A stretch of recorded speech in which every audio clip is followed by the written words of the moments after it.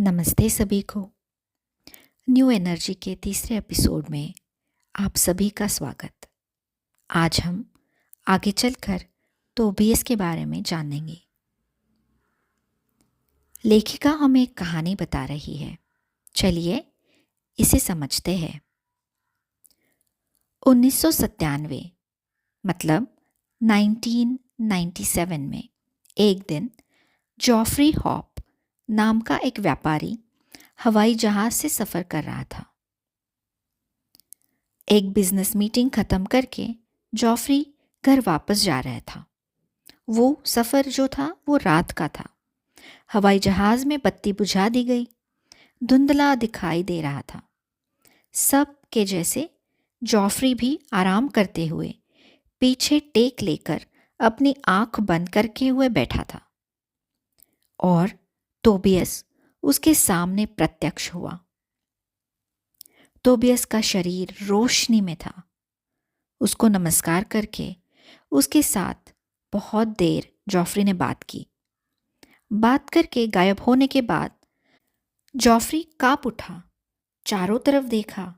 बाद में समझ आया कि वो रोशनी सिर्फ उसे दिखाई दी और उसने मतलब तोबियस ने उनके साथ मुंह खोलकर बात नहीं की। इस तरह से परिचय हुआ जॉफ्री का तोबियस के साथ। जॉफ्री जी ने 25 साल पहले अपने दोस्त को हिप्नोटाइज किया था और ट्रांस में गया हुआ दोस्त अपने पूर्व जन्म के बारे में लगातार बोल रहा था। उस समय जॉफ्री के जीवन में पहली बार आध्यात्मिकता के प्रति दिलचस्पी शुरू हुई थी। उसके बाद कुछ वर्षों तक उसी में डूबकर उसी के बारे में जॉफ्री जी ने अध्ययन किया। उसके बाद 20 बरस तक प्रापंचिक विषय पढ़कर व्यापार संभाला। लेकिन 1995 में फिर से उनका आध्यात्मिक प्रयाण जारी कर दिया गया। कोई परिचित लोगों ने उन्हें दी एंड टाइम्स नामक पुस्तक, जो क्रायन चैनलिंग के द्वारा आई है, उसे जॉफ्री को दिया। उसको पढ़ने के बाद जॉफ्री जी को बहुत गहराई वाले अनुभव आए। ऐसे समय में ही उनका कल्पना के परे तोबियस के साथ परिचय हुआ। बहुत महीनों तक असल में तोबियस कौन है, कहाँ से आया है, जॉफ्री को पता नहीं था। तोबियस और जॉफ्री हॉप, इनकी कंपन, इनकी फ्रीक्वेंसी अलग अलग थी। यह भौतिक स्तर पर था तो चैनलिंग अभौतिक स्तर पर था।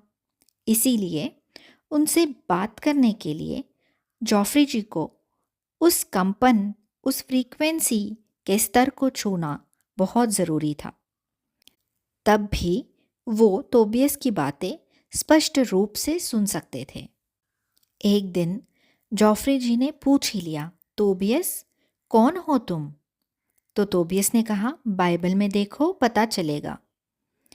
लेकिन जॉफ्री जी ने बाइबल में कभी उनका नाम नहीं सुना था। उन्होंने बहुत बाइबल ढूंढी, लेकिन उनको इस विषय में कुछ पता नहीं चला। वो बहुत चिढ़ गए। इसी दशा में तोबियस की कहानी बाहर आई। वो एक समय में बाइबल में था और उसमें से निकाल कर बाहर कर दिया गया। ऐसे निकाले गए पुस्तकों का एक कलेक्शन होता है जिसे एपोक्रिफा कहते हैं।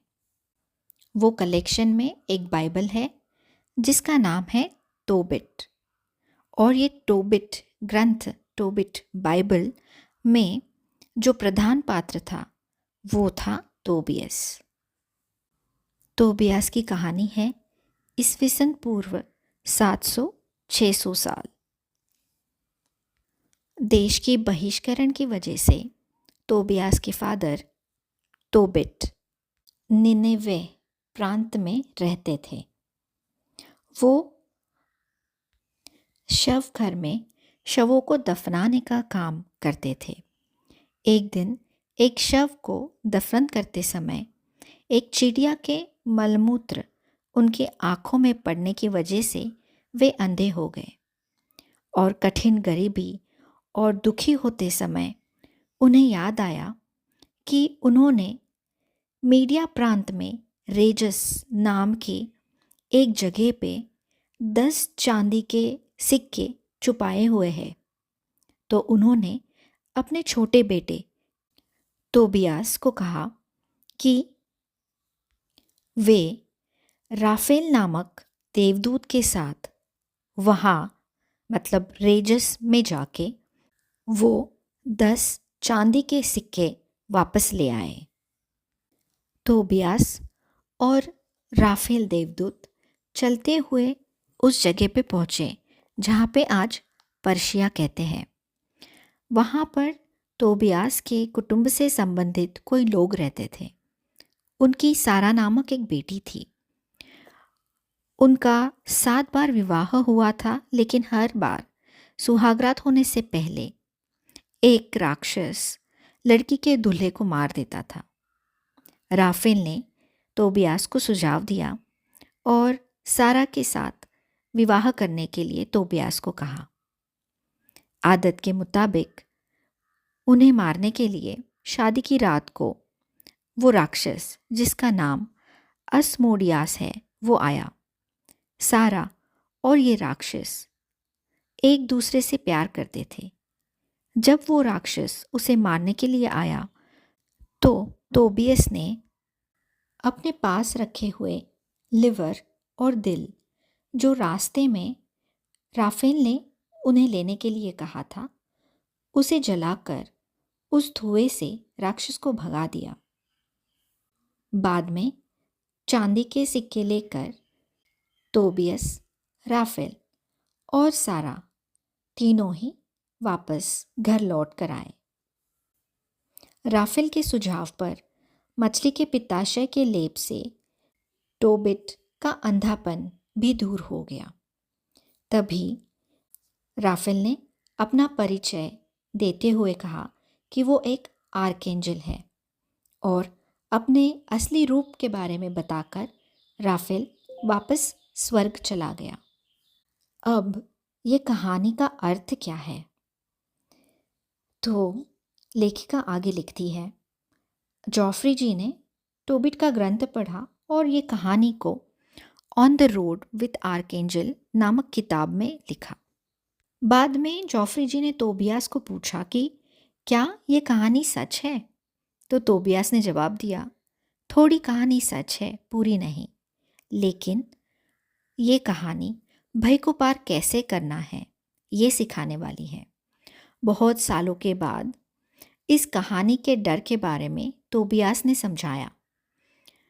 राफेल जो है वो आर्कएंजल डर के संबंधित है और जो लोग प्यार के साथ, धैर्य के साथ, एकता के साथ डर पर काबू करना चाहते हैं, आर्कएंजल राफेल उन लोगों का साथ देता है। ये कहानी सिर्फ तोबियास की कहानी नहीं है। जो लोग अंदर और बाहर के डर का सामना करना चाहते हैं और सामना कर रहे हैं, उन सब की ये कहानी है। अब जानते हैं तोबियास के आखिरी जन्म के बारे में। तोबियास ने ईसा के काल से थोड़े समय पहले इस धरती पर अपना आखिरी जन्म लिया। तब वह एक व्यापारी और ज़मींदार थे। एक लालची इंसान उनके बगल में रहते थे। असहनीयता की वजह से उनके बगल में रहने वाले लालची इंसान ने रिश्वत देकर तोबियास को उम्र कैद की सज़ा करवाई। तोबियास के मुताबिक ये बहुत दर्दनाक जन्म होने के बाद भी ज्ञान दिलाने वाला जन्म था। उन्होंने इस जन्म में अपने शरीर को ही नहीं बल्कि आत्मा को भी कैद रखने वाली उस कारागार की सलाखों से विमुक्ति दिलवाई थी। तोबियास के कारागार की खिड़की पर एक पक्षी हर दिन आकर स्वेच्छा और जीवन के बारे में महान तरीके से गाना गाता था। शुरू में उस पक्षी को देखकर तोबियास को नफरत होती थी। उन्हें देखकर वो दुखी हुए लेटा हुआ रहता था। लेकिन मरने के कुछ दिन पहले उनको समझ आया कि यह गाना कोई आम नहीं है। यह पक्षी के रूप में माइकल नामक आर्कएंजल उसे मायाजाल की दूसरी तरफ वापस लौटने के लिए, मतलब मौत के उस पार आने के लिए बुलाने के लिए आया है। तोबियास ने मानव देह को छोड़ने का निर्णय किया और उसके बाद वह कभी धरती पर नहीं आया। आर्कएंजल माइकल की घटना हमारे अंदर के दैविक चैतन्य को, मतलब क्राइस्ट कॉन्शियसनेस को जगाने के बारे में है। यह तरीका सिद्धार्थ के साथ शुरू होकर, ईसा के साथ तीव्र होकर, मोहम्मद के साथ और कई देवदूतों के साथ और कई पवित्र आत्माओं के साथ जारी होता गया। अब प्रस्तावना में आगे जो दिया है उसमें से कुछ इम्पॉर्टेंट पॉइंट हम डिस्कस करेंगे। लेखिका यहाँ एक बहुत ही महत्वपूर्ण चीज़ हमें बता रही है कि तोबियास और दूसरे लोग हमें सलाह देते और हमारी मदद करते हैं। वो हमें सिर्फ सलाह दे सकते हैं, लेकिन हमारी सफ़र में और आध्यात्मिक साधना में जिम्मेदारी जो है वो हमें ही उठानी चाहिए। वह हमारे लिए कुछ भी नहीं कर सकते, लेकिन हमें सही रास्ता दिखाते हुए, हमारे साथ दोस्ती करते हुए हमारे लिए खड़े रह सकते हैं। तोबियास के शब्दों में कहा जाए तो आप कभी भी अकेले नहीं हैं। ये ध्यान में रखिए कि आप कभी भी अकेले नहीं हैं। आगे चलकर और एक महत्वपूर्ण बात रेवती देवी जी हमें बता रही है। जॉफ्री ने जब तोबियस से शुरू के दिनों में बात करनी शुरू की, तब उन्हें लगता था कि जो लोग आत्मा रूप में रहते हैं उन्हें सब पता है और वो सब कुछ देख सकते हैं। लेकिन तोबियास ने उन्हें कहा कि ऐसा समझना गलत है और कहा कि उनको भविष्य नहीं पता, क्योंकि भविष्य की अभी सृष्टि नहीं हुई है।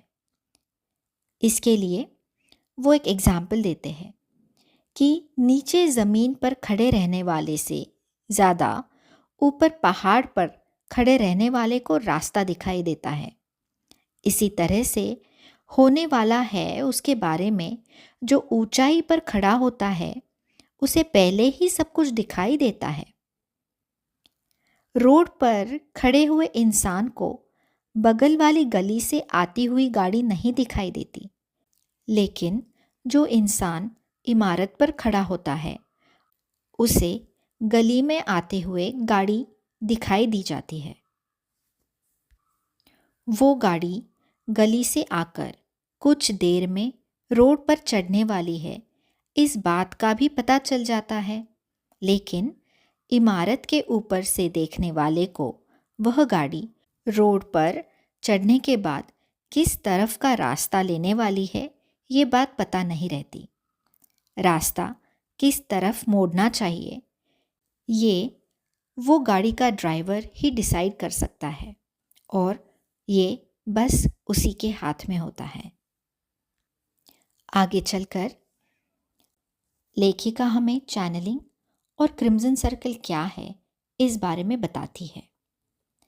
प्रस्तावना का एंड जो है वो तोबियास अपने संदेश कैसे शुरू करता है उससे हुआ है।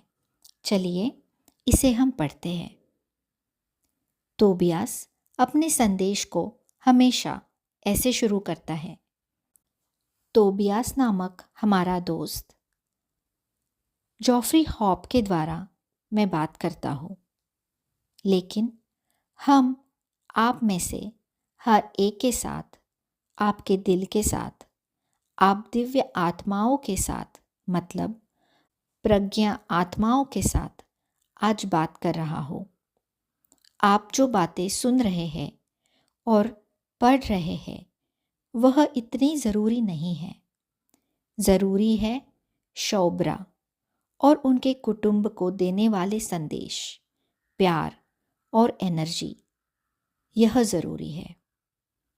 और आखिर में इतनी ही बात है कहकर तोबियास खत्म करता है।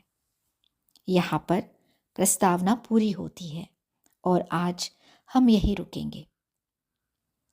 अगले एपिसोड में हम पहली आत्मा, ये जो पहला चैप्टर है, इससे शुरू करेंगे।